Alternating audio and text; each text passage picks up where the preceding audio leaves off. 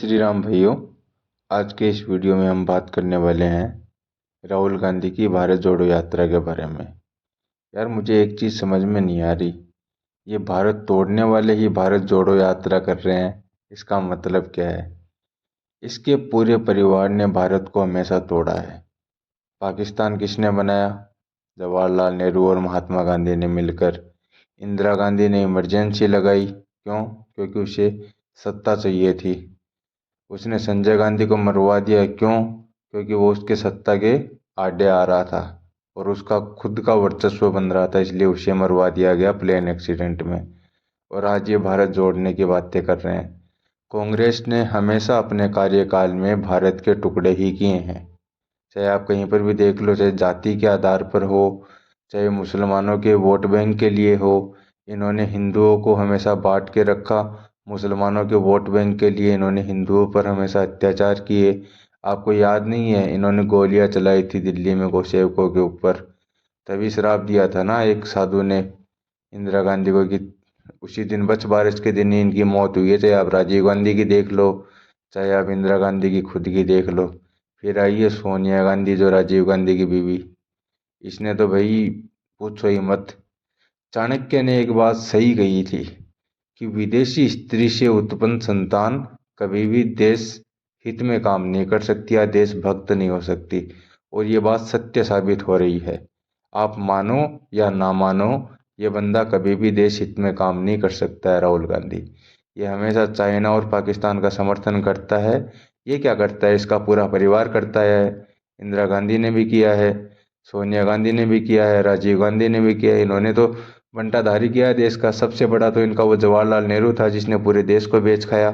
जिसने चाइना को, आज हमारा जो हिंदुओं का सबसे पवित्र स्थान है माउंट कैलाश, कैलाश पर्वत जो भगवान शिव का निवास स्थान है, उसको यह बोलकर दे दिया कि वो बंजर भूमि है, हमारे किसी काम के नहीं है।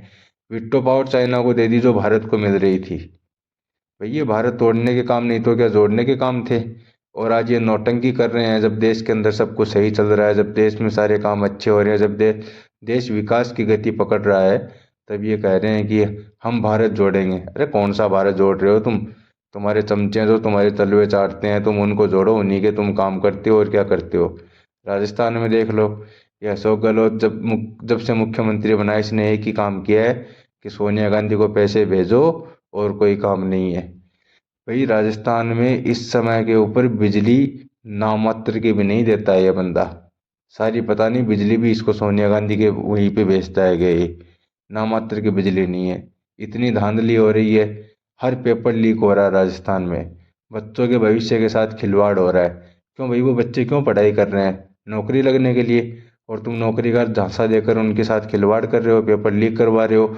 और ये पेपर लीक में अशोक गहलोत का पूरा मंत्रिमंडल शामिल है। चाहे आप किसी को भी देख लो, छोटे से लेकर बड़े तक सब शामिल है। फिर उसके बाद एक इंक्वायरी का नाम लेके उस भर्ती को उलझा देते हैं। और फिर लास्ट में जब भी चुनाव आएंगे 2023 दिसंबर में, तब बोल देंगे कि हमने तो भर्तियां करवाई थी, पेपर लीक हो गए, प्रशासन की अनदेखी के कारण ये वो, हम दोबारा भर्तियां निकालेंगे, इतनी निकालेंगे, ये करेंगे। पिछले 5 सालों में इन्होंने क्या कर दिया? कुछ नहीं किया ना। खाली मूर्ख बना रहे हैं। भारत जोड़ेंगे। राहुल गांधी ने साउथ से जहाँ से रैली शुरू की थी, तो इसके साथ कौन लोग थे? वो एक फादर था चर्च का। वो बंदा कहता है कि मैं भारत को माता मानता ही नहीं, भारत देश ही नहीं है, मैं तिरंगे के ऊपर पैर रख के चलता हूँ। ये बातें करने वाले तो इनके साथ कांग्रेस की उस यात्रा में जुड़े हुए थे। किसान आंदोलन में राकेश टिकैत, योगेंद्र यादव, जो किसानों को गुमराह कर रहे थे, वो लोग इनका समर्थन कर रहे हैं। ये भारत जोड़ेंगे। मतलब आज सबको धीरे धीरे पता चल रहा है कि जो ये किसान आंदोलन था, वो भी एक कांग्रेस की सुनियोजित योजना थी सरकार के खिलाफ लड़ाई लड़ने की। भाई, किस चीज़ की लड़ाई लड़ रहे थे आप? ऐसे पाखंड करके तुम जीत जाओगे चुनाव, लगता है? तुम 2024 की छोड़ो ना, तुम 2029 में आने वाले हो, ना तुम 34 में आने वाले हो। तुम्हारा बंद है, अब कांग्रेस खत्म है। ये फैक्ट है। और ये जो केजरीवाल है, ये भी इसी कांग्रेस का ही चमचा है, आप मानो या ना मानो। ये इसी का खड़ा किया हुआ बकरा है। और एक तरीके से ये इसी का काम कर रहा है। पंजाब इसको पूरा स्टेट हाथ में दे के देख लिया ना, क्या कर रहा है वहाँ पे पंजाब में, क्या हो रहा है? नशा। ओ भाई, नशा तो खैर पहले था, बट अभी जो वहाँ पे और भी कांड हो रहे हैं वो कम नहीं है। नशा तो खैर वहाँ पे बड़ा ही बड़ा है।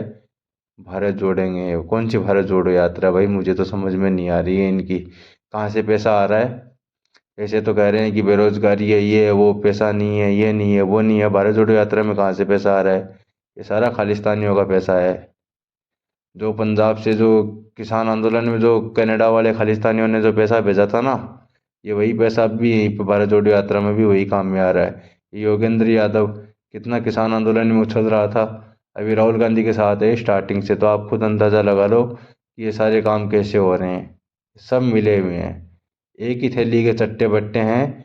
इनको देश की जनता से कोई मतलब नहीं है, इनको बस एक चीज़ से मतलब है कि इनको सत्ता चाहिए, ताकि ये अपना पैसा बना सकें और देश को फिर से बेच सकें। जैसे इनके बाप दादाओं ने चाइना को बेच दिया था, वो वाले काम है इनके पास। और अभी ये जो भारत सरकार पर इल्ज़ाम लगाते हैं कि इन्होंने उत्तराखंड में ज़मीनें दे दी चाइना को, ये दे दी, वो दे दी। भैया आज के टाइम पे सोशल मीडिया इतना सक्रिय हो चुका है। हाँ, माना कि सोशल मीडिया पे भी कुछ बातें झूठी होती है, परंतु ये चीज़ें बहुत जल्दी आती हैं।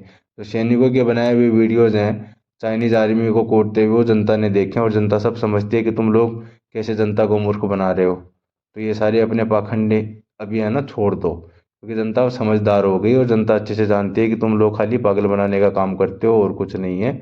इसीलिए अभी धीरे धीरे तुम्हारा सारा वर्चस्व खत्म हो रहा है। और वर्चस्व क्या खत्म हो रहा है, तुम खत्म हो, अब कांग्रेस खत्म है, पूरी पूरी पूरे तरीके से खत्म है कांग्रेस भाई। अब तुम्हारा कोई चांस ही नहीं है।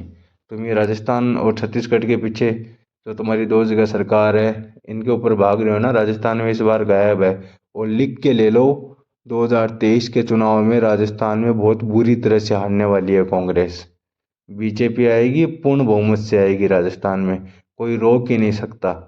और रही बात तुम्हारे दूसरे खिलाड़ी केजरीवाल की, तो जैसे गुजरात में इसका सुपड़ा साफ हुआ था, वैसे इसका राजस्थान में भी सुपड़ा साफ होगा। तो भाई ये भारत जोड़ो यात्रा वगैरह के नाम पर ये जनता को मूर्ख बना रहे हैं, इनकी बातों में ना आओ।